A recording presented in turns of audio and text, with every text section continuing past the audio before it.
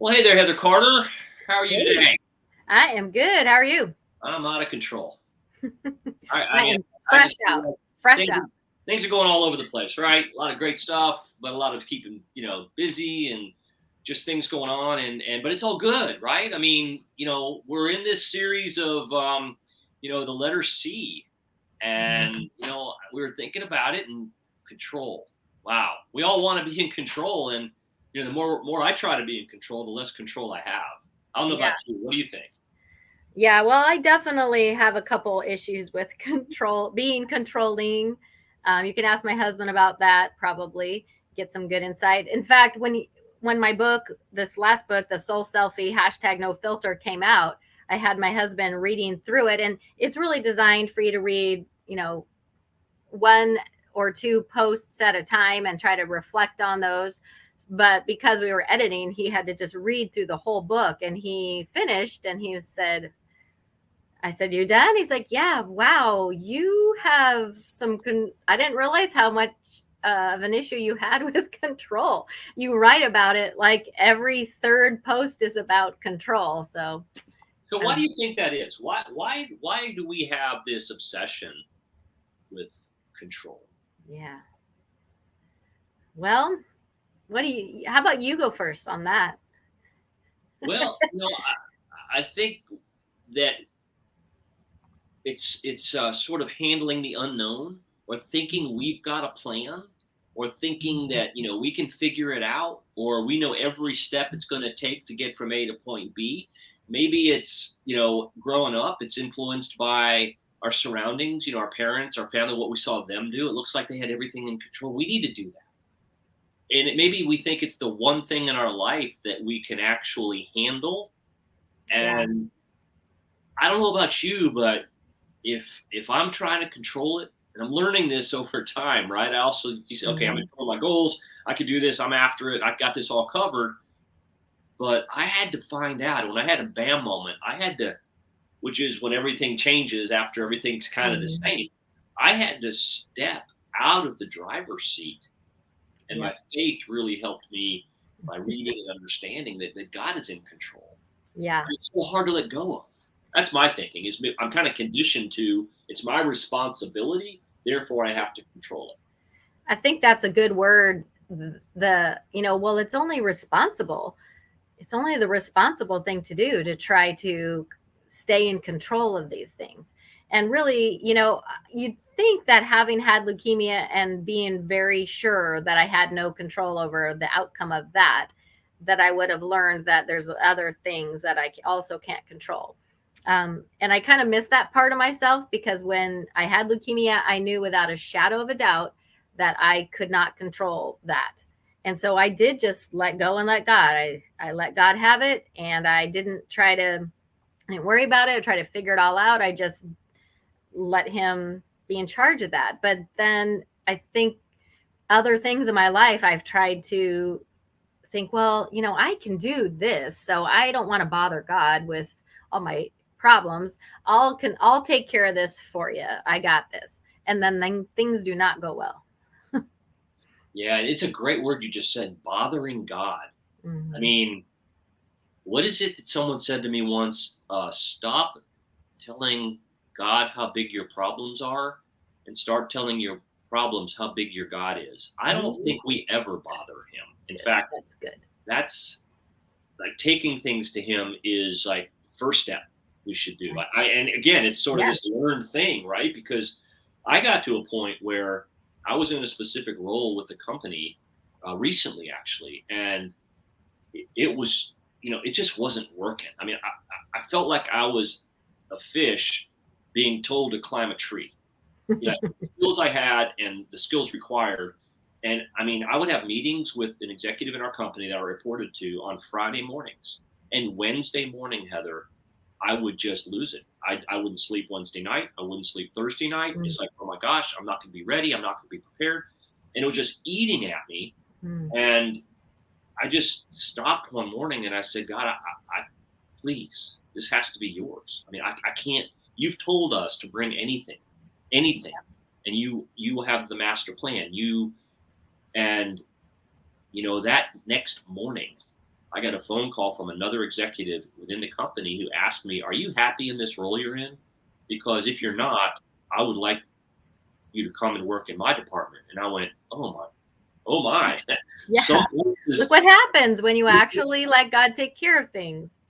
And just to net it out pretty quickly, I turned to this person and I actually said, "Wow, I hope this is okay to say this, but I've been praying over this thing because it is eating at me." And she said, Mm. and I didn't really know her. She said, well, so have I, about who I need and what I need in this role. And then I said, Mhm.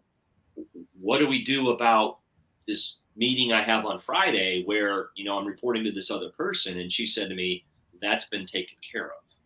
I've already talked to you." So bothering God with my issue was Yeah. like, okay, he's now, he should always have been first call guy, Right. right? Like, help me Yeah. out. But anyway, so sometimes that control is like letting go, because I've found that if I'm planning something, sometimes it goes pretty good.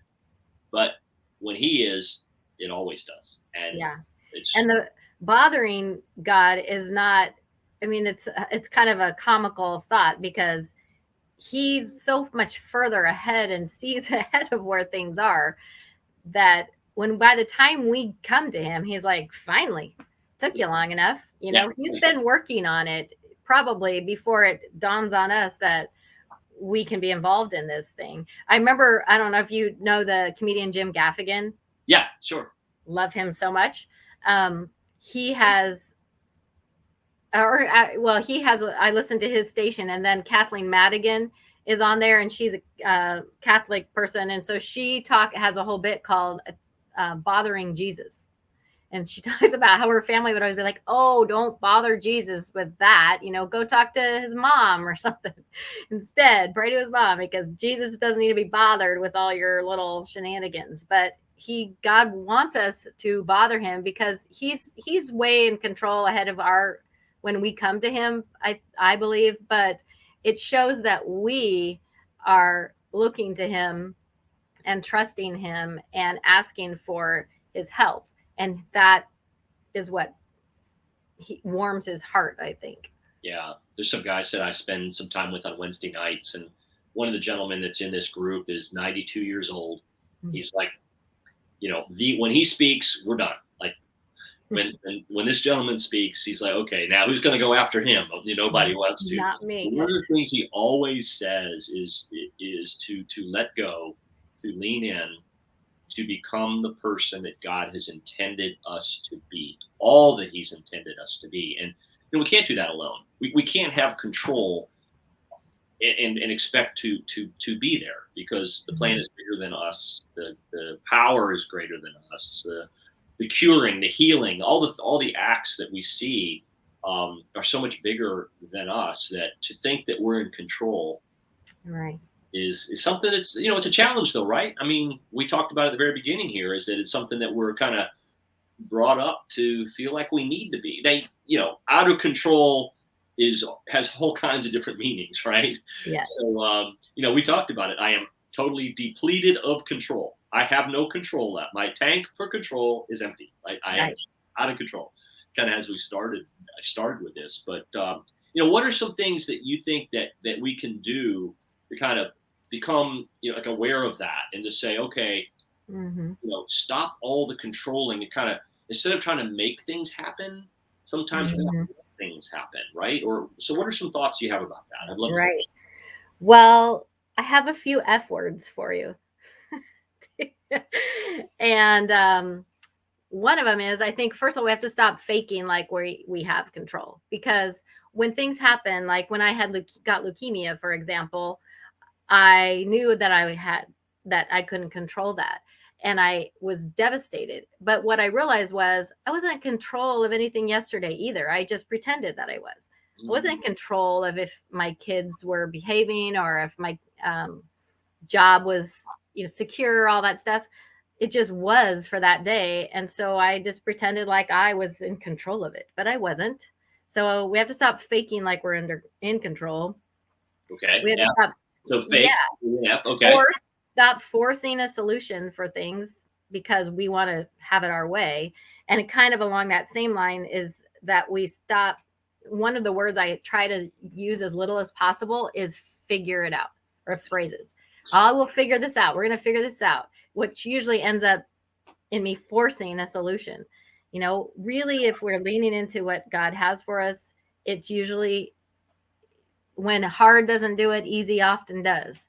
It tends to be a smoother thing when God is involved. If we have to figure it out and force a solution, it usually means that's probably we're trying to control something so that it ends up, the result is what we want.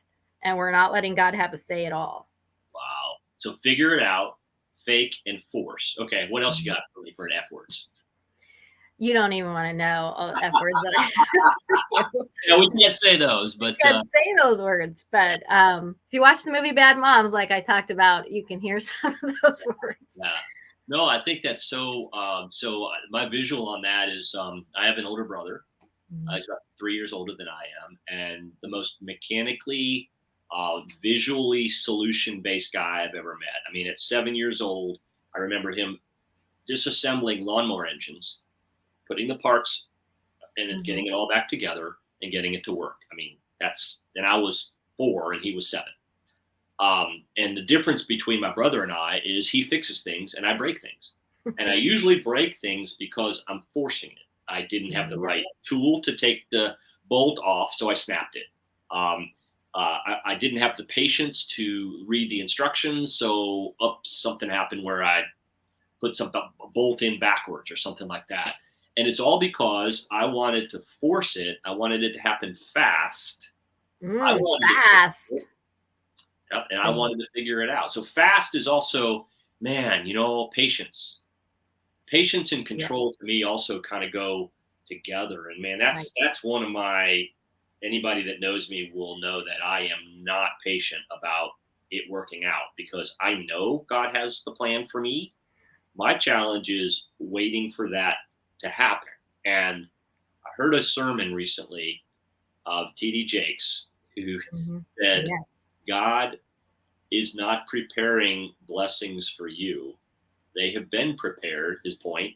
He's preparing you to be ready to receive them. And it's like, oh, okay, now let me push the pause button on patience and let go of my patience. And it's really helped me, but it's a struggle. Yeah. Right? We want, even if we let go of control, we say, okay, but okay, so now I need it now, right? Answer that now for me.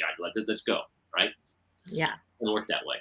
Well, I think, what we were talking about, how I know sometimes it sounds like just a little phrase like you would find in the Christian bookstore on a magnet or something, is let go and let God. Or I used to have a poster of that, like a little kitten, in my room, but I had no idea. I was 10, I had no idea what that meant.